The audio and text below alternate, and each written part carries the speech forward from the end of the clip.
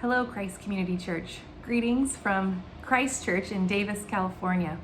My name is Aleah Marsden, and I'm the pastor of formation here. Your pastor, James, reached out to me about doing a Wednesday word, and I'm excited to be able to share this word with you this week. I hope you all had a wonderful Holy Week and a blessed Easter. I actually wanted to talk about Sabbath this morning. And I'm thinking of a time when I sat down with a friend to confess that I just didn't have time for Sabbath right now. I told her that I know I'm not supposed to say this, but that's just kind of how it felt at the time. Sunday had become my day for catching up on everything that needed to be done the rest of the week. Plus, I had a retreat I was planning at that time, and when was I going to find time for prep if it wasn't on Sunday? I remember her leaning across the table to me and telling me that she heard me, but with a distinct firmness, she carried on and told me that she really thought I needed to make space for Sabbath, especially in the busy season I was in, at that time still a student in seminary. She told me she was going to pray that I would prioritize Sabbath that weekend. And I thought, just what I need, one more thing to do. I was reading Eugene Peterson at the time, and he set out a radically different framework for me of how to think about Sabbath. He rebuked the idea of using Sabbath to take another day off in order to be more productive in the coming week. Instead, he looks at the rhythm of our days as a microcosm for the rest of our week. If we attune our bodies to a Genesis rhythm of evening followed by morning, maybe then we would begin to submit to a way of life in which grace leads to work, and not the other way around. He points out that it's a command and not a suggestion in the scriptures. It seems that this was another reminder that God is at work first, and then we get to respond to him in gratitude. God always makes the first move. Eugene Peterson wrapped up this idea in the book I was reading by reminding us that the biblical reasons for honoring Sabbath is a command. In Exodus, it's given as a time of reflection that leads into prayer.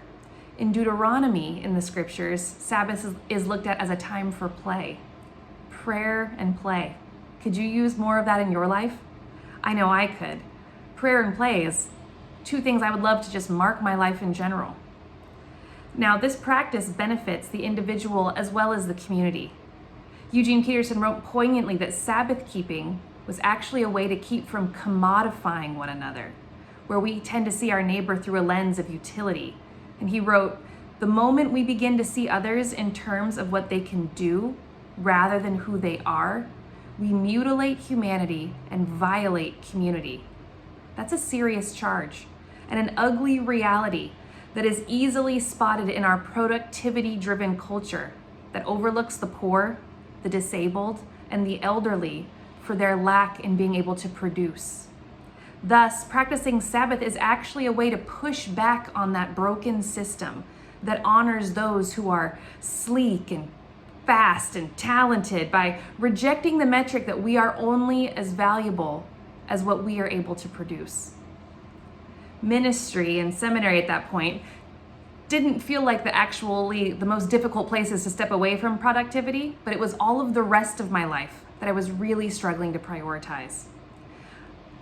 It was the rest of my life that I needed to set aside. It was the little chores and tasks that I wanted to catch up on that were actually getting in the way of my productivity, that I wanted to use Sabbath as a way to catch up. But how can I choose play and prayer when there's so much that needs doing before I dive into another week? Maybe you felt the same way. But really, that just shows a misshaped time framework. Sunday's actually the beginning of the week, not the end of the week where I catch up for the week ahead. Once again, I needed to reset my thinking that I am able to receive even before I am able to give. All is grace. It's a tough sell for our overwhelmingly otherwise busy lives. Sabbath under conditions could feel kind of selfish. How can I step away from all these things that need to be done? I wish that weren't true, but that was kind of the reality I was living in. And so I came home from church, and I would spend a couple hours working on the house. and I would step away from the clean laundry. Even though I had a whole list on my agenda that needed to be checked off, I found myself walking to my desk and reaching past my list, past my agenda for my journal. I sat down with a book. I read for the sheer enjoyment of it. I wrote down how I was feeling. I wrote down my prayers. I even grabbed a sparkling water and sat down in the recliner and found myself spending even more time reading, to just read a novel, to just soak in the beautiful words that give my soul a sense of rest. Words that have advanced the boundaries of my imagination another step. And I called a friend that week, the friend I had sat down with, the one who told me that she was praying for me to prioritize Sabbath. And I told her that even though I hadn't set out trying to do it, Sabbath found me. And maybe that's my prayer for you this week, that Sabbath will find you, that you will find those little pockets of space on your Sunday, or maybe at a different time during the week, where you can really disconnect from the rat race of productivity and instead rest, that God is at work on your behalf, even when you're resting.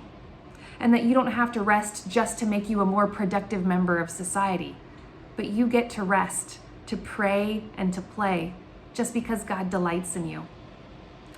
Well, I hope you guys have a wonderful rest of your week. And I hope you get to Sabbath so hard and really enjoy that time with the Lord. Blessings.